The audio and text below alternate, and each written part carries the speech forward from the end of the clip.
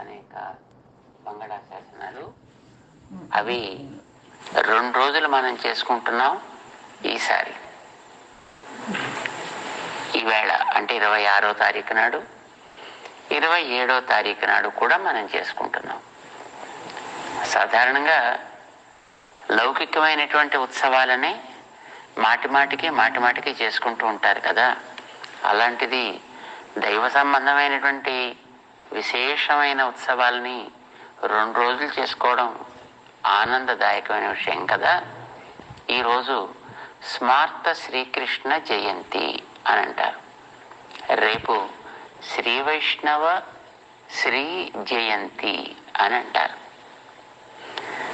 శ్రీకృష్ణుడి యొక్క అవతారాన్ని స్మరిస్తూ చెప్పే ఒక దివ్యమైనటువంటి ఒక శ్లోకం. సింహమాసే అసితే పక్షే రోహిణ్యాం అష్టమీ తిథౌ చరమార్థ ప్రదాతారం కృష్ణం వందే జగద్గురుం అని శ్రీకృష్ణుణ్ణి జగద్గురువుగా లోకమంతా కీర్తిస్తుంది. ఎప్పుడు అవతరించాడు ఆ మహనీయుడు? సింహమాసే, సూర్యుడు సింహరాశిలో ఉంటూ ఉండగా, అసితే పక్షే, కృష్ణపక్షము నడుస్తూ ఉండేటప్పుడు, శ్రావణ మాసంలో. ఒక్కొక్కసారి అది శ్రావణంలో రావచ్చు, ఒక్కొక్కసారి భాద్రపదంలో రావచ్చు. అందుకోసం మాసపు పేరుని ఆ శ్లోకంలో చెప్పలా. సాధారణంగా సూర్యుడు సింహరాశిలో ఉండడం అనేటటువంటిది చాలా ప్రధానమైనటువంటి అంశం. ఈ సూర్యుడు సింహరాశిలో ప్రవేశించేది ఒక్కొక్కసారి కాలాన్ని బట్టి శ్రావణంలో రావచ్చు, ఒక్కొక్కసారి అది కొంచెం ముందుకు సాగి భాద్రపదానికి కూడా వెళుతూ ఉండొచ్చు. ఈసారి మనకి శ్రావణ మాసంలోనే వచ్చింది. రోహిణ్యాం అష్టమి తిథౌ, రోహిణి నక్షత్రం కావాలి, అష్టమి తిథి కావాలి. ఇవి ఉంటే ఆ రోజున చరమార్థ ప్రదాత, చరమ శ్లోకాన్ని మనందరికీ ప్రసాదించినటువంటి మహనీయుడైన స్వామి శ్రీకృష్ణుడై జగద్గురువుగా ఈ లోకంలో అవతరించాడు అని మనకి చెప్తారు. శ్రీకృష్ణుడు అవతరించినటువంటి ఆ కాలంలో అంటే ద్వాపర యుగంలో శుద్ధమైనటువంటి అష్టమి, శుద్ధమైనటువంటి రోహిణి రెండూ కూడా వచ్చి ఉంటాయి. ఒక్కొక్కసారి అట్లా వస్తాయి. ఈసారి 26వ తారీఖు నాడంటే ఈవేళ ఉదయం సప్తమి తిథి ఉంది, సుమారు 8:27 దాకా. తర్వాత అష్టమి వచ్చింది.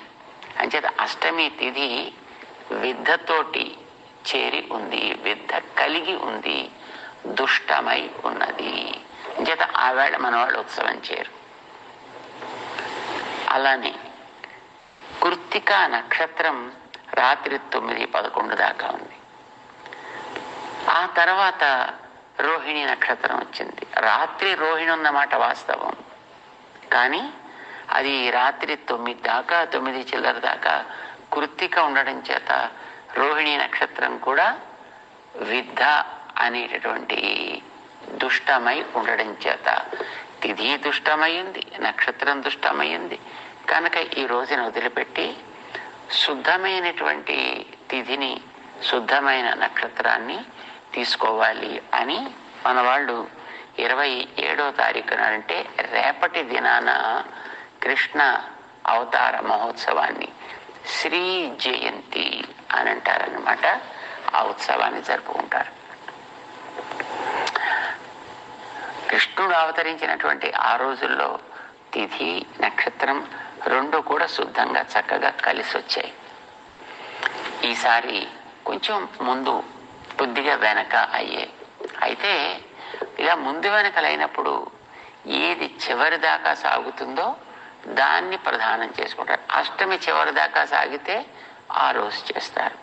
లేదా అష్టమి ముందైపోయి రోహిణి నక్షత్రం చివరి దాకా సాగితే రోహిణి నక్షత్రం ఎప్పటిదాకా సాగిందో అప్పుడే శ్రీ జయంతి మహోత్సవాన్ని చేస్తుంటారు శిష్టులైనటువంటి మహనీయులు.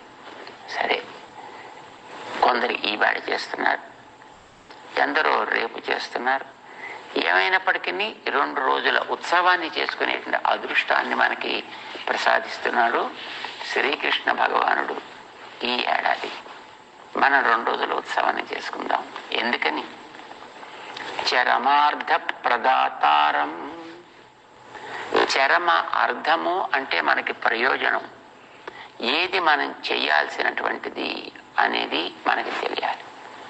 మనుష్యులంగా మనం అందరం పుట్టాం. ఈ జీవుడు ఈ ప్రపంచంలో రకరకాల శరీరాలని ధరిస్తూ వదులుతూ తిరుగుతూ ఉంటాడు. గతంలో చేసుకున్నటువంటి కర్మని తొలగించుకోవడం కోసమని ఆయన ఈ యాత్ర సాగిస్తూ ఉంటాడు. అయితే ఇలాగా ఏ పని చేస్తే తన మీద ఉండేటటువంటి కర్మభారం అంతా తొలగిపోయి తను